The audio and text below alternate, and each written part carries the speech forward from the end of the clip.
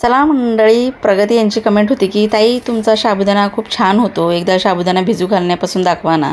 तर इथे साबुदाणा मी पाव किलो सारखा घेतला आणि 2 ग्लास पाणी टाकले. म्हणजे कितीही साबुदाणा घ्या, साबुदाण्याच्या वर पाणी आलं पाहिजे आणि असं मस्त खंगाळून घ्यायचं आणि ओतून टाकायचं पाणी आणि एवढं पाणी शिल्लक ठेवायचं. बघा कितीही साबुदाणा असू दे एवढं पाणी शिल्लक ठेवायचं आणि रात्री भिजत घाला किंवा सकाळी घाला.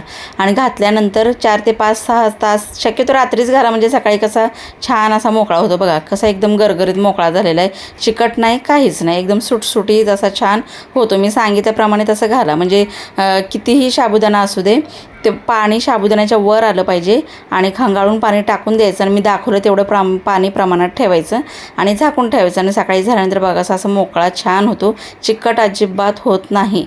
आणि अशा पद्धतीने छान सुंदर असा खमंग खरपूस साबुदाणा करायचा. आणि अजूनही काही कळलं नसेल, शंका असेल तर बिंदास विचारायचं, मी सांगायला तयार आहे. चला सबस्क्राईब करा की पटापट हो.